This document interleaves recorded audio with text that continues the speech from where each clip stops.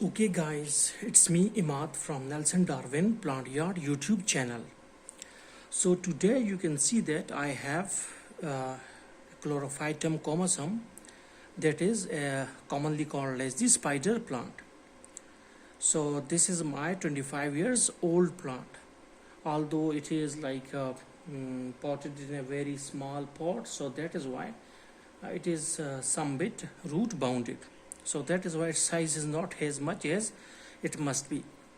So now you can see that we have a lot of babies, that is the offsprings on these sides of with these tentacles. Okay, although I have cut around like 100 plus offsprings already, but still you can see that we have a lot of offsprings that are here.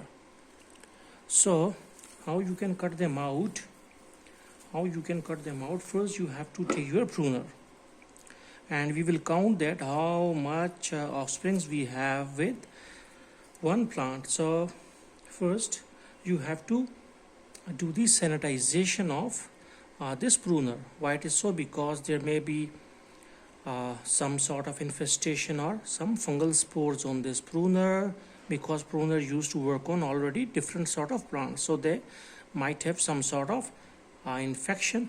So let's get started. So this is our first offspring. You can see its roots, they are like healthy roots, and you can see that this baby or offspring try to touch the ground in order to establish its own identity. Okay, and after it's established, this thread or this tentacle used to be die off. So okay, now we will cut out, and this is our first offspring. Now what about this? This is also a big offspring, but the roots are not so much healthy, but still we are supposed to cut it out. So this is our second. Now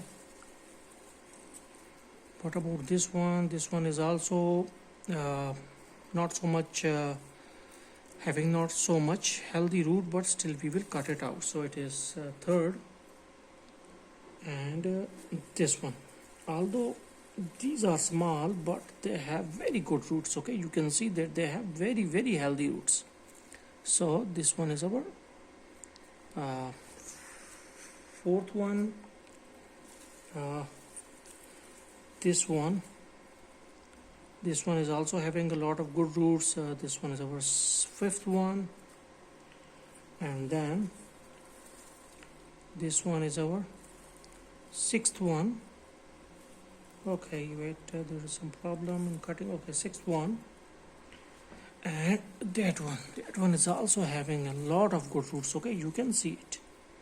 So it is our seventh one.